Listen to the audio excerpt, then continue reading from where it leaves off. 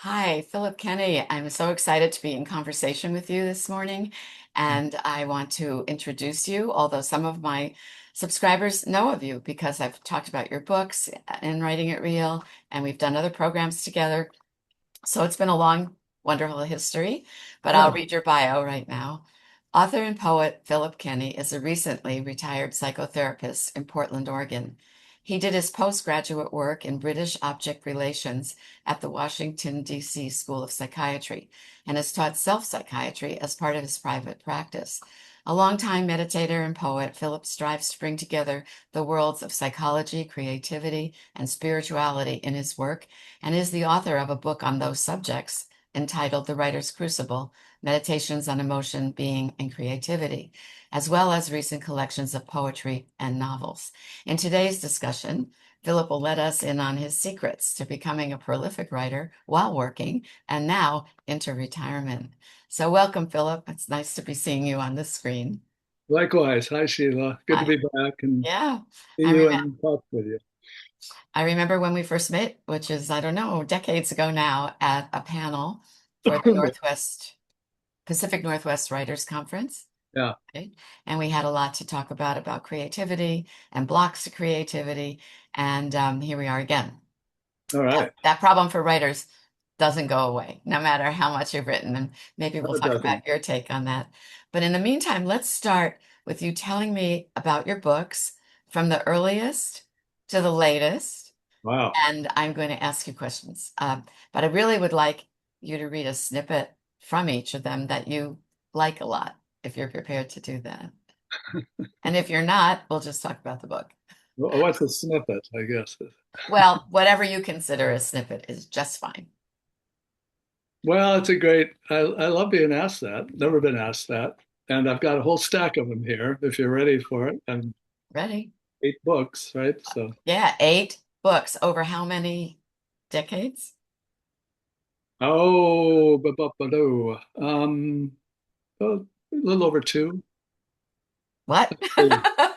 Two, maybe three.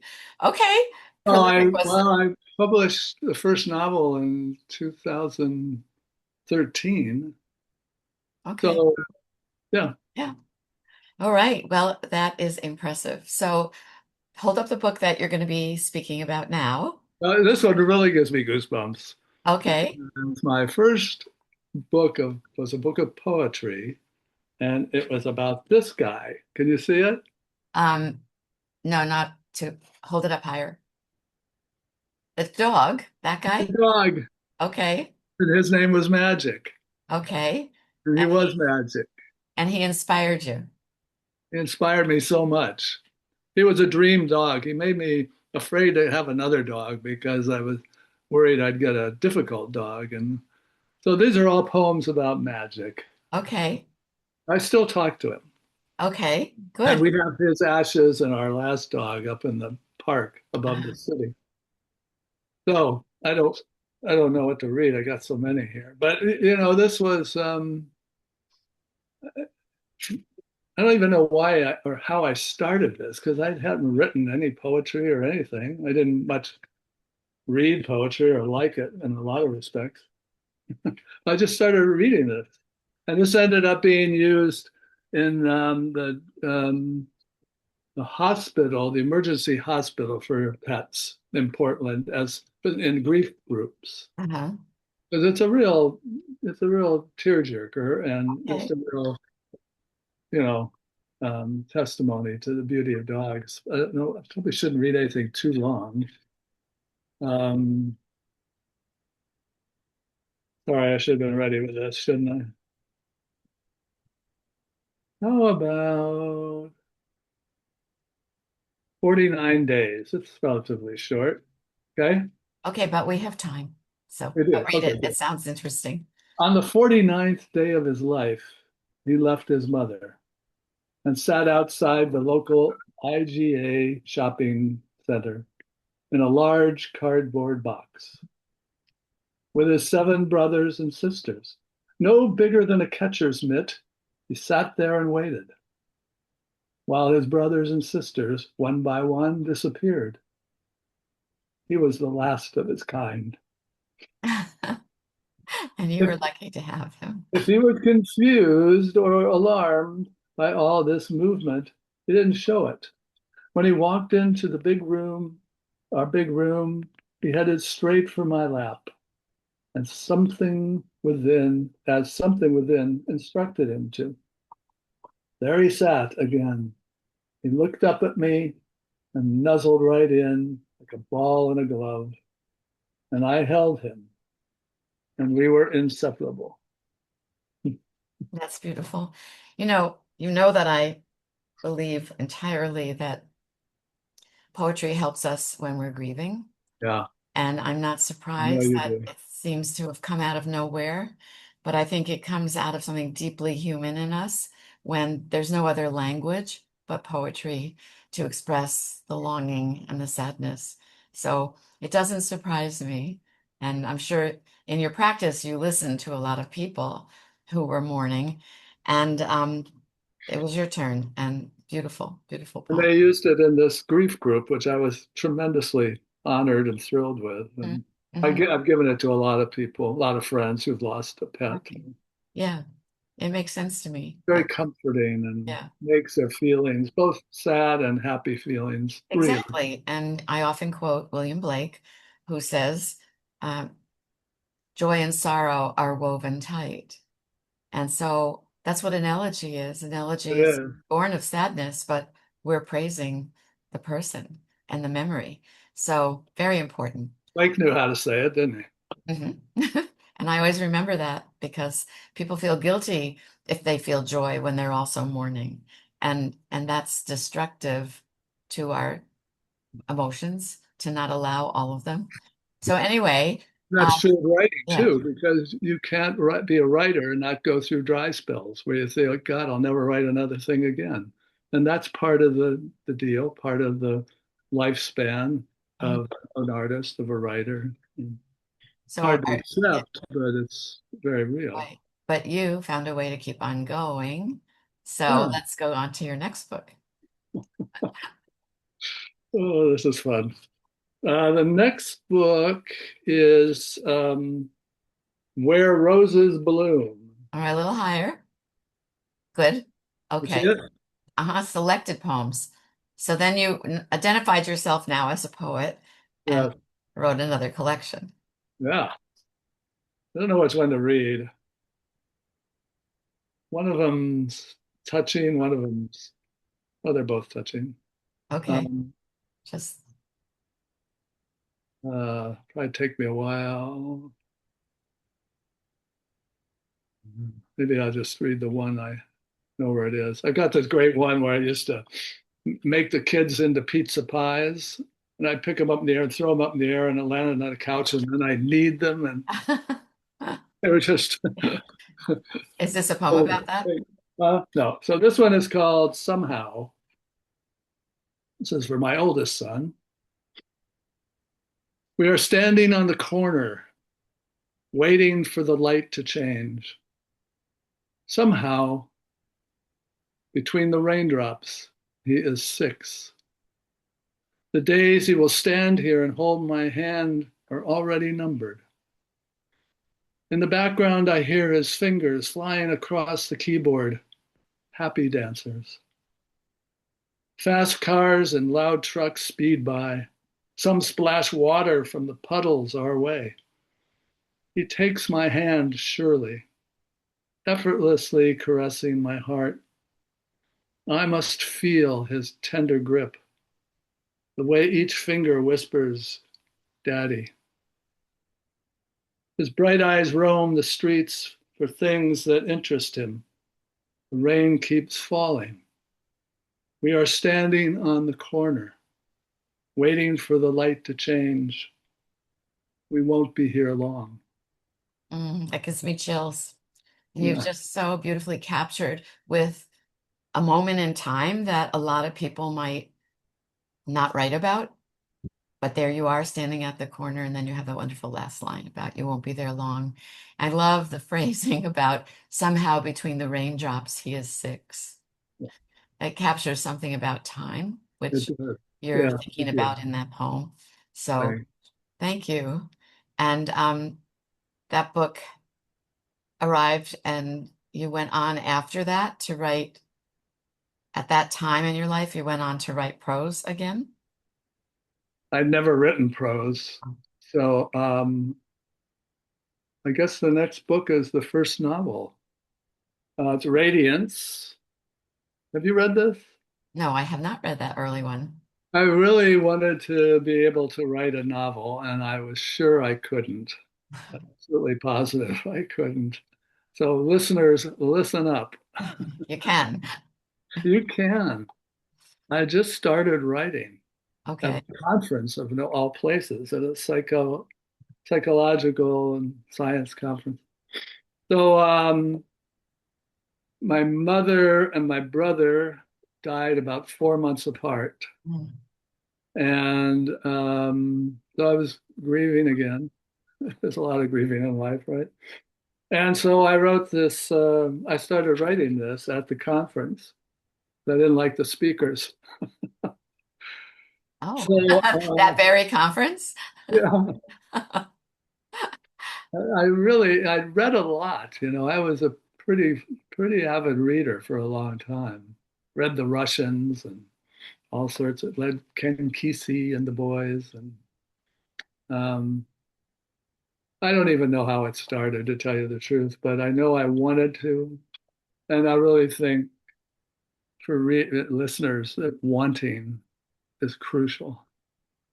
If you want to, great, dive in. And of course, this was a mess for a long time. It took me at least 2 years, 3 years to finish it, I think. Uh, but I love it. And it's another one of these books that I like to write that brings history into the present moment. The idea being that, like Faulkner said, that there is no past. The past was never. So it starts.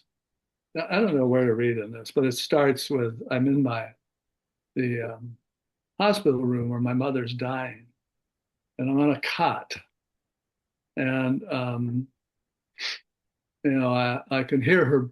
I wake up to hearing her breath changing, and so then I'm faced with a quandary of dealing with my ambivalence about her and my fear of her dying as by going back to sleep or getting up and being with her. And the book actually has a lot of history where there's retroactive looking at the consequences of the Great Depression and the war on the generation, the greatest generation my parents were in. So, so So I, I'm curious to say something about, you said it starts with me waking up. So that makes me think you're in the genre of autofiction, where even though you said it's that kind of science fiction-y, it really is built from your experience and your longing to figure out your your relationship to your mother. well, And the thing, I don't know really exactly what autofiction is, but it means you use your life. It's not totally yeah, I narrative. would say I use my life and their life. Yeah. And so Their that life. becomes a little bit of historical fiction Yeah, it way. does. And Yeah. it goes into a lot of the historical fiction on the Great Depression, Mhm. which had huge, of Right. course, as you So know, had a huge, huge. I think a good thing to read would be just one scene, even that waking up scene, if you'd like. Yeah, I'll read that. The other, it isn't the first thing because the first thing is my mother speaking from the dead. Oh, okay. I'm not going to Whichever read you that. prefer, but a paragraph of a scene would be perfect. I'll just read that first scene. Okay.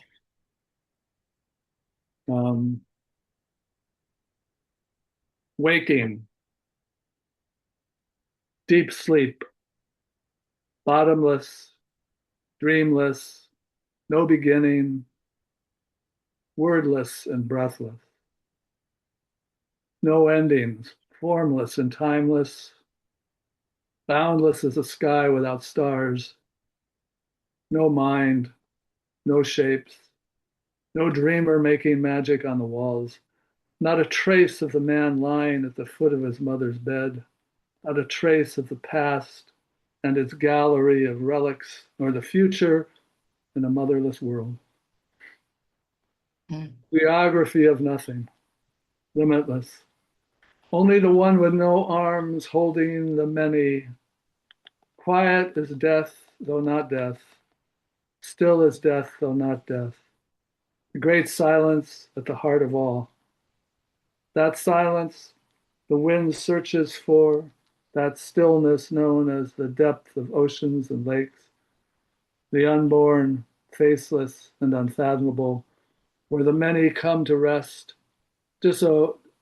dissolving into the reservoir of forms, where even the mind settles and finds in that baffling merger the most effortless sanctuary, where even the most restless of boys looking for his mother is taken in. Wow. Really interesting to start a novel with the idea of no words. Yeah. But even in that one scene, interior scene, um, the words come, which I think is really important to be able to articulate feelings when you're grieving. So, page turner. Now we want to I'd like to have something forward. cheery to read you, but Well, it doesn't matter because it's all real. So I'm sure we'll get there. So, so we have now talked about three books, two poetry books and the first novel.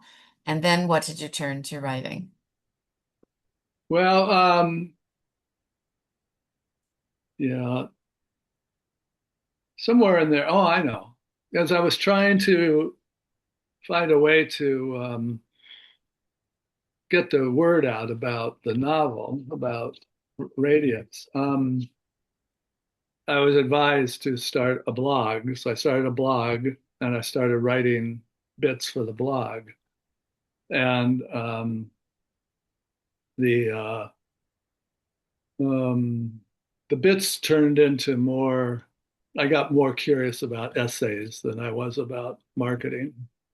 So I just Good. Good for you. I started writing, Yeah. essays that got longer and longer. Until they were a And book. so they were the writer's crucible. Yeah. Hold it up higher. Yep. There it is. And it has a subtitle, Meditations on Emotion, Being, and Creativity. And that's where I came in. That was the book you were representing. Yeah, that's right. Yeah. So, I do love this book. yeah, and I'm sure many, many writers do because you tackle what it feels like to be a writer and not just the glory, but the actual hard work and the idea that we have nothing left to say, but we want to have something to say. Yeah. So, It's so also tied in with my ideas about emotion and spirituality as well as the yeah, writing practice. it's important. So, can you read something maybe a little shorter, but something that gives us this idea of tying the A writer? little shorter than what I read in there. Yeah, just because, I mean, just Sure. because we have so many more books to cover. But I'm getting to the haiku. They're short. Oh, okay, well, good. All right, that'll help us keep to a time limit. And Okay, here's a nice irony for you. I'll read a paragraph or two from the Writer's Crucible. prologue. The Oh, okay, title of the prologue is A Short Story. okay. Should you explore the mystical tradition of 13th century Persia, you would find great poets like Rumi, Hafiz, and many other masters of word and space. If you enter those circles, you will soon hear of a character named Nasruddin, who is dear to the hearts of all who know him. Nasruddin is the adorable fool on the hill. You might think of him as the Yogi Berra of Sufi storytelling. His mind altering stories and aphorisms are legendary in revealing the folly of human striving and in opening the mind to understand the nature of its own waywardness. My favorite Nasruddin story as it relates to the writer's path is the following, which some call Nasruddin's bullseye. It goes something like this. Nasruddin walks into town one morning and notices an archer practicing on the far corner of the green. He approaches the targets and is astounded to see that every single shot has hit the center of the circle. Bullseye. Amazed by such skill, Nasruddin approaches the archer and asks, "Good sir, how is it that you are able to make every arrow a perfect bullseye?" The archer turns to Nasruddin and shares his secret. "Well, you see, my friend, I take aim, pull the string, release, and draw a circle around the spot the arrow lands." I see why that's a good one for writers. Nothing to it. Take aim, writers, Yeah. release, and circle what shows up on the page. Yeah. Yeah. That's great. That's a really good anecdote and image. Thank you. So, I'm very interested in how you were writing essays for your blog and you became more interested in where the essays were going and how they were informing you and others. And then into the book, which was built from the essays. And I think I misrepresented myself a little. It was, yes, but the real book of essays is this one. oh, and we didn't get there yet. So many Okay. surprises. So we And they haven't came, done. but that one came later. Yeah. The one you, Mhm. okay, well, let's go talk about that one. Okay then. Um, which one to read, huh? I was going to read this one, but now I think I'll read this one. Uh, if I can find it. Well, maybe you should read the one you can find and land on. Yeah, I'm taking up too much time, aren't I? Well, we're anticipating the reading, so just go with the one that you were going to read. On disappearing into joy. On disappearing into joy. Because, one of the things I love about writing is that you lose your busy mind self. You can go into an altered state. Mhm. I first disappeared at the age of 10, running home in the dark on a warm summer evening. Moving through the pitch black night, a squad of fireflies guiding me and crickets fiddling a happy tune. I ran my fastest, arms pumping, knees lifting, and lungs gulping in warm, humid air. It took effort to run across the dry lawns and build up speed, but soon running became rhythmical and the movements effortless. Then the strangest thing happened. The sense of my body moving through space began to evaporate. Only breathing remained, and it was smooth and easy. And then, as though it was the most natural thing in the world, that too disappeared. And I found myself to enjoy, or I should say, I discovered myself to be joy, pulsing and aware, only joy, moving and still, without edges and brimming with delight. Even then, at the age of 10, in the far from mystical land of Ohio, a part of me witnessed the transformation from a place of awe. The funny thing is, when I disappeared into joy, I was not the least bit surprised or frightened. I didn't run home to my family yelling, "Mom and Dad, it's an epiphany. I've had an epiphany." I didn't question it at all. That's lovely. Just being part of the whole. Um, it's lovely. And I think you're right. If we really reach that state of flow in writing and we feel like we don't even know how much time is going by, we're part of something larger. We might Isn't that be, great? and people say it seems like the work was dictated to us, that it was coming through us Yeah. rather than us. And I know that one of my tricks for making sure that I can get there is not to have intention. Like wherever that image you have of whatever's on the page, draw a circle around it. Um, if you don't have intention, if you're not trying to make something happen, wonderful things happen and Yeah. something takes over and we get into a flow state as he did, 10-year-old boy. I love the part about I didn't run in and say, Mom, Dad, I had an epiphany, um, and just enjoyed it for himself. It's a very important part of it. And it was as if he was already familiar with it, Yes, but he couldn't have told you that. right, right. And that's true, I think, when, well, like you started writing poems for the book Magic. Um, where did it come from? It came from a place like that, where you take in the world. And that's one other thing I want to compliment you on is how well you use specific details. I Oh, know the lighting. I know the body feelings. mm, I know so much that I'm very present in the moment that you're describing.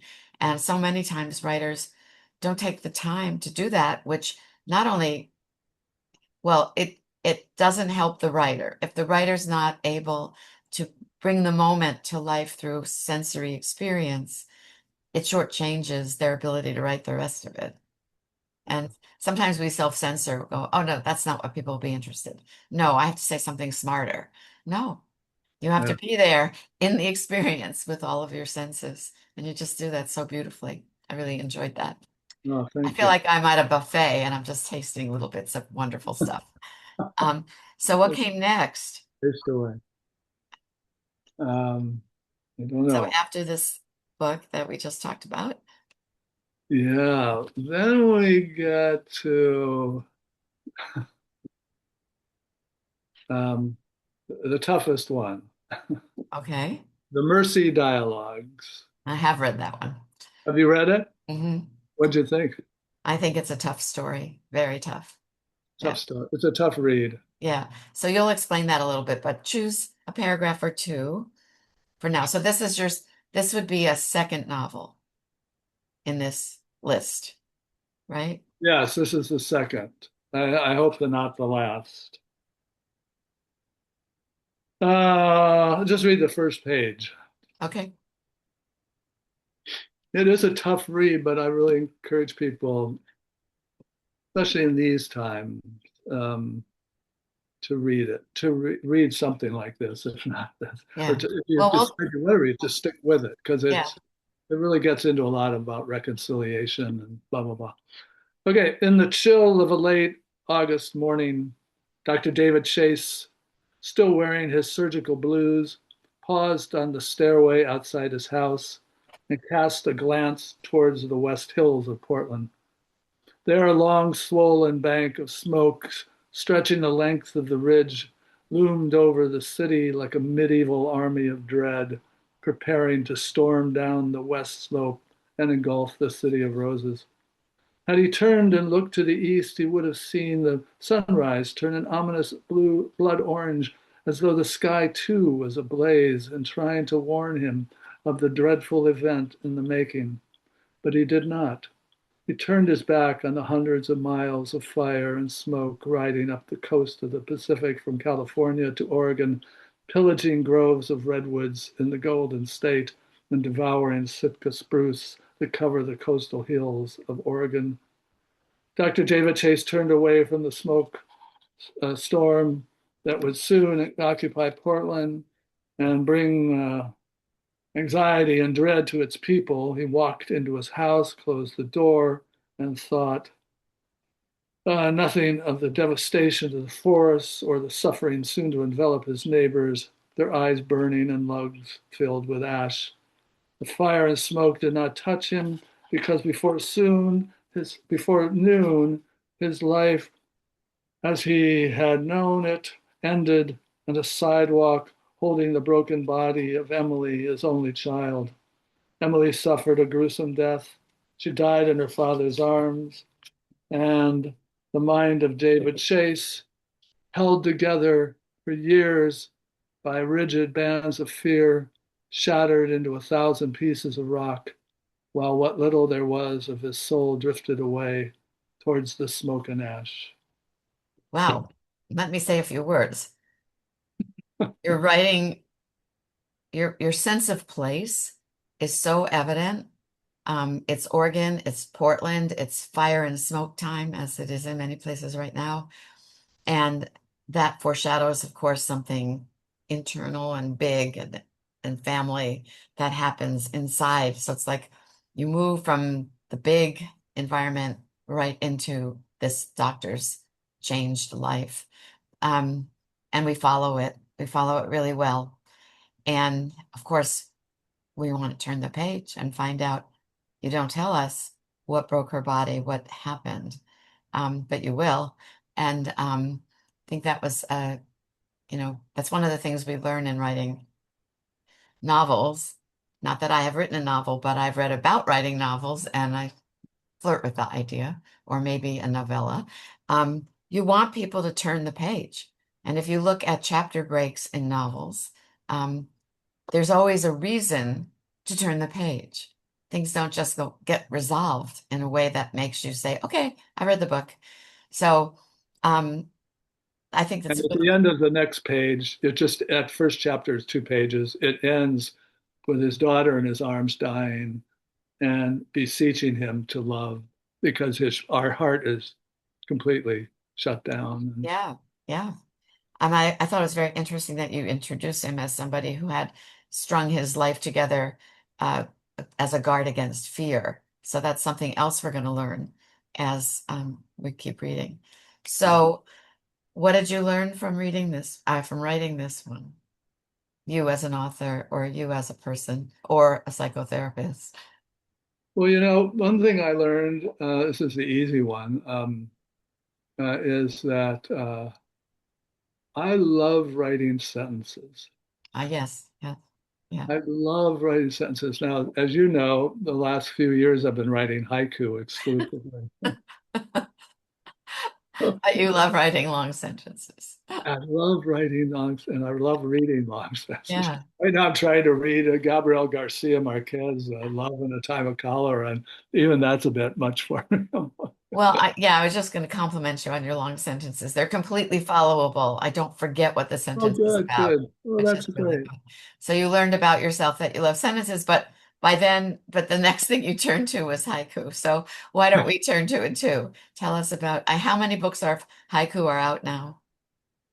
There's 2 books of haiku out. The first one is Only This Step. The second one is The Color of Longing. And I'm really quite thrilled to let you know that I've finished writing a trilogy of haiku. Oh, So okay. there's next year 3 books will come out of haiku. The first one's with my editor now, and but these were the first two, and I've been dabbling with. I've been reading haiku off and on since for a long time, and after writing this thing, this heavyweight, writing haiku sounded Yeah, pretty good. right. And I know from something you wrote Despite to my thought, loving to write a long sentence. me that the first book, this only one's, what is it? Only this step. This step, only this step came during COVID, right? When you were, Oh, that's right. Yeah, right? right. You were outside by yourself often, and these haiku would come because of things you had the time to notice. Yes, that's right. Yeah, I had given up on this book at the time. Thanks for Ah, reminding me. you I, hadn't finished it? Is that what I you hadn't mean? finished it, and I thought it's impossible, and nobody's going to want to read it. So I thought, well, I'll just put it in the drawer and stop writing, and I'm not going But to. during your walks during COVID, But during this one day, this one walk, this little voice said, "Well, shoot, just have some fun, write some haiku." so there Oh, you go. that's a Well, good you idea. found a way to get unstuck. You didn't let stuck on the novel make Yeah. you stuck on writing. And then they just started They tumbling. do that, don't they? Now Yeah. now I can't stop them. Okay, I get it. I personally try when I'm writing haiku to stick to the 575 syllables. I know that what we're taught now is that in English you don't have to do that because we have a different, our syllables counts are different than in Japanese, but I still get great pleasure out of doing that, and I think they get better, the haiku. Yeah, I think What do it's you a good discipline, and so does the Billy Collins, our poet uh-huh. laureate. He endorses the Oh, 575. good. Good. I just found that when I really work against that parameter, new ways of saying what I think I want to say, um, happen. And I really, I find that addictive. Um, Yeah, he wrote a very interesting essay about writing haiku, and he that's did, Billy Collins. yeah. I forget the book. It's something about 20th century haiku or something. Okay, so he wrote a whole book on haiku? He wrote the introduction to it. Oh, okay. I'll try to get the title for you, All right. Sheila. And you have time because we have to convert this tape into something that's postable. So if you find it, let me know and I'll include it on one of those cards we can insert with citations. Yeah.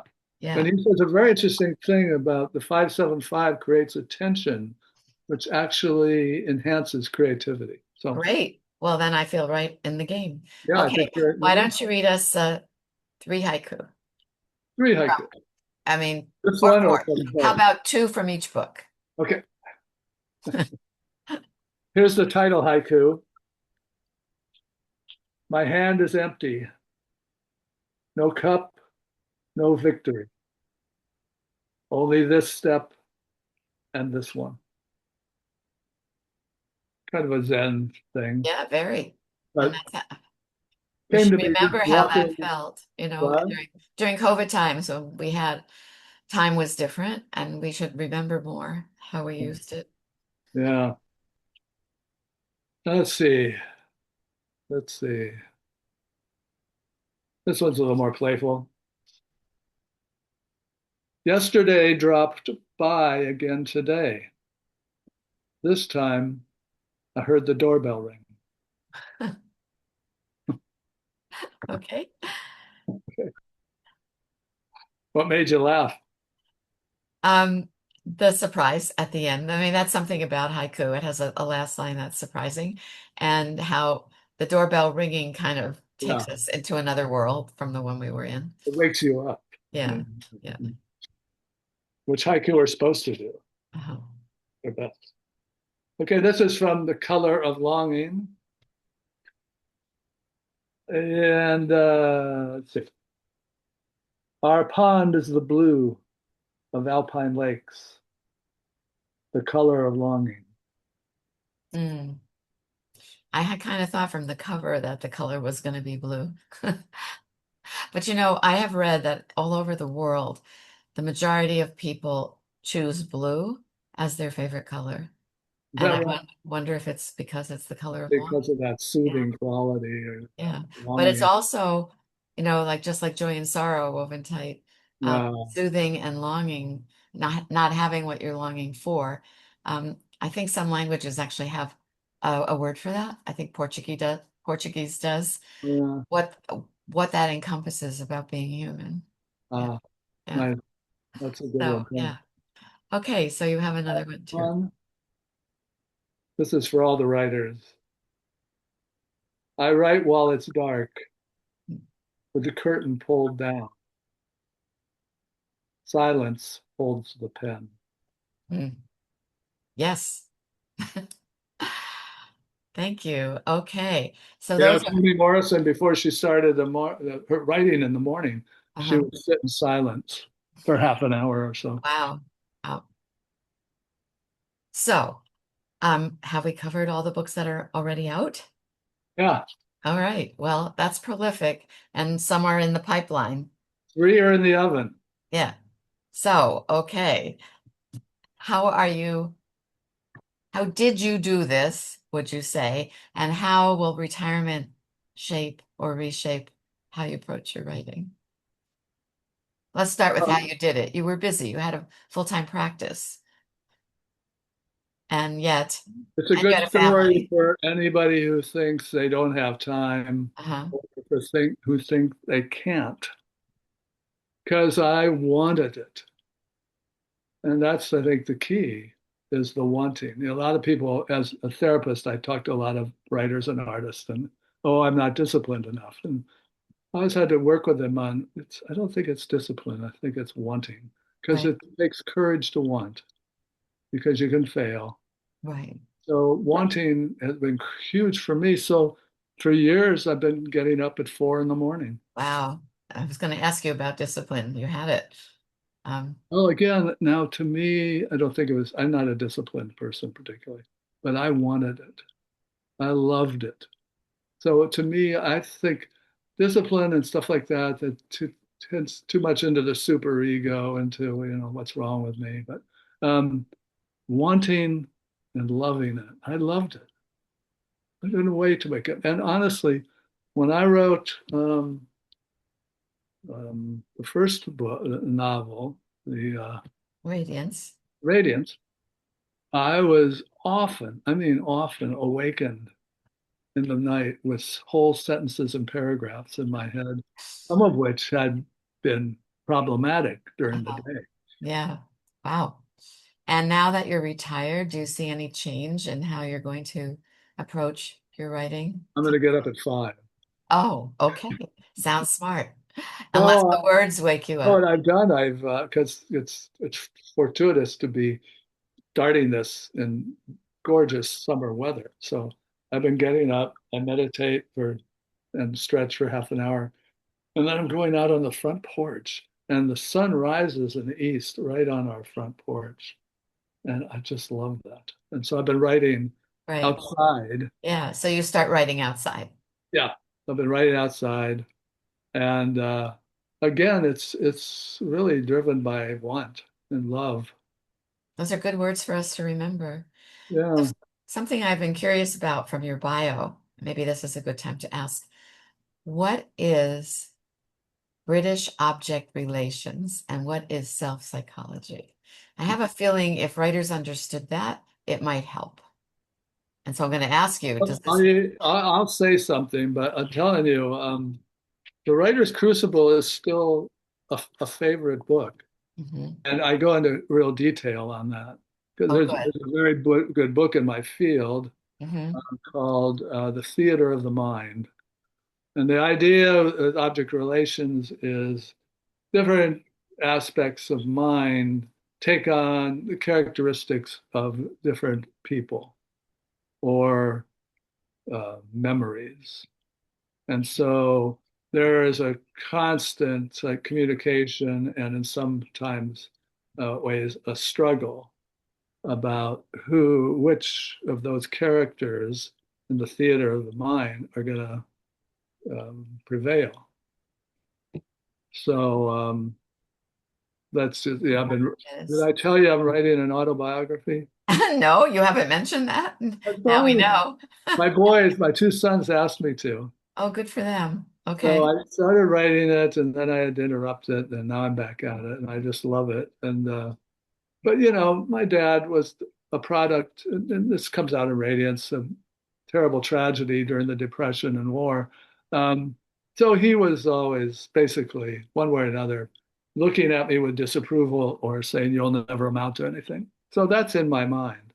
So Hmm. it's some of those voices, we can all identify with the voices in our minds.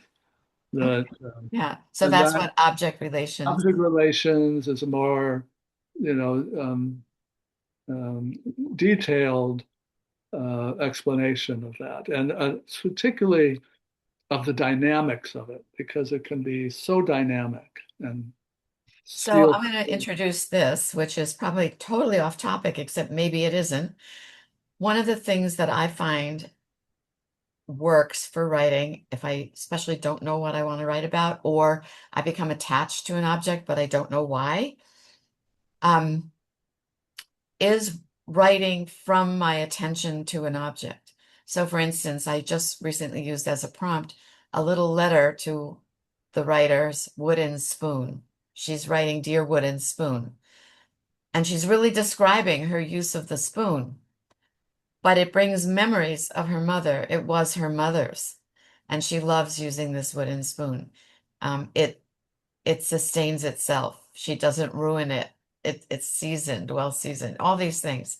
So that's the kind of writing that I think can often become really lucrative for the writer.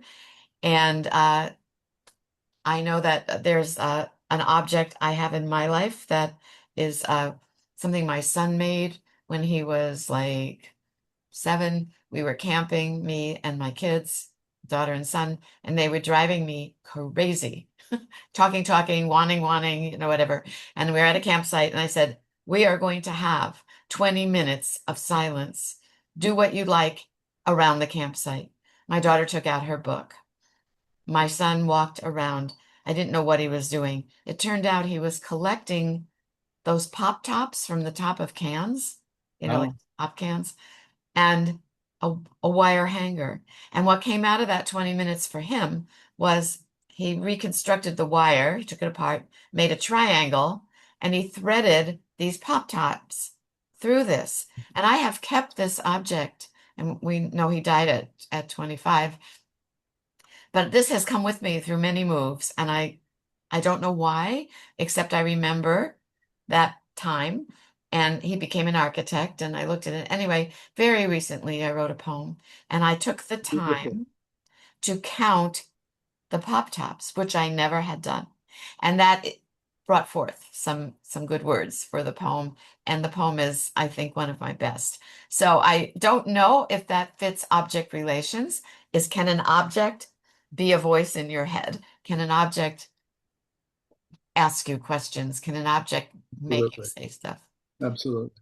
And it can work, that one worked generatively, like it inspired, it was touching, it was Uh-huh. beautiful, it inspired you.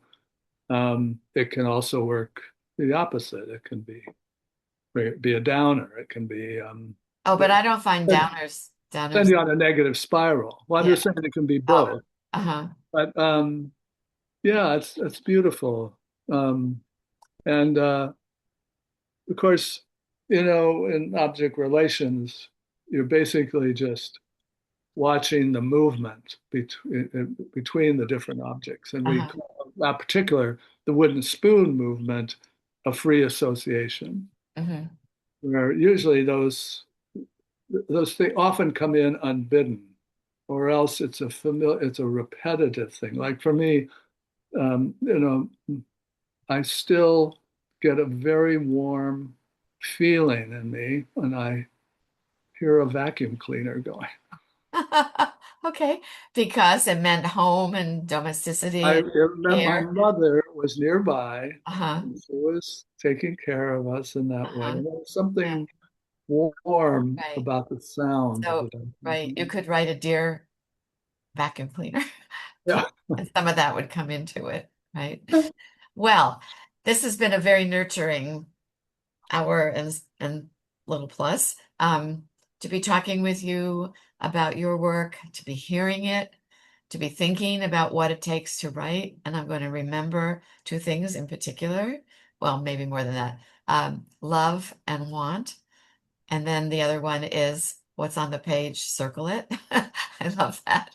Um, and of course, your beautiful use of the details of place and the sensory information. Sheila. And each one that you read definitely has a speaker in it who's been urged to speak. And we might have to read more to find out more about that person. I'm thinking of the little boy, though. That's kind of complete, the one where he's running and experiences joy. So I hope that watchers have enjoyed this as much as we have. And I'll be in touch in the future. Well, I hope so. I always like speaking with you. And can I make a parting word or plug? Okay. That we didn't get so much into the spirituality of writing, whatever that means to different people. But there's one of the essays in the book. Which book? Oh, yeah, good, thank you. The Book of Surprises. Oh, okay. It starts off with um, Toni Morrison, a quote from her in an interview she gave, where she talks about basically the sacredness of writing. When things come to you unbidden, when things just develop like on your own, like on their own, like there's another force, a creative spirit, whatever you want to call it, that's really part of this whole creative project. And So it might be people who are interested in that might enjoy that. thank you. And I told you that we'll have pictures and links at the end of the video for people who are interested in visiting the books and purchasing them and reading them.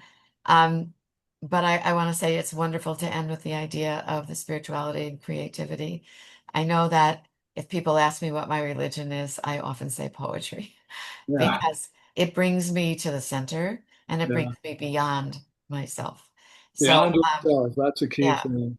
And one thing that I guess I would add to this ending is the idea that we think that in order to touch others and have really valuable writing, it has to be universal, but we think of universal as something everyone will understand, and it's not personal, right? It's Ah, right. It's a Diane Arbus, the photographer, has been quoted to me as thinking that to be universal when she began her photography career was to take pictures of things like a tree or a stone. But she's famous for her very idiosyncratic ah, photographs of odd-looking people in Brooklyn, where she lived. And what that says to me as a writer is, and for us all to remember, the personal is universal.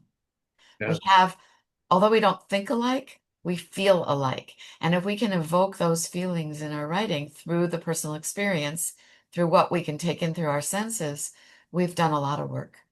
And I find spirituality in that as well. I Uh, agree. And yeah. the human is somehow sacred. Hmm. Right. And we keep wanting to experience it as we write and as we read. So again, thank you. We'll do this again sometime soon, I hope. I hope so. This has been Yeah, very enjoyable for good. me. Me too. And keep me informed about the oven when those books are out of the oven. Yeah, Okay? trilogy. All It's right. So bye for thank now. you. Thank you. Great Okay. to see you. You too. Bye bye. Bye.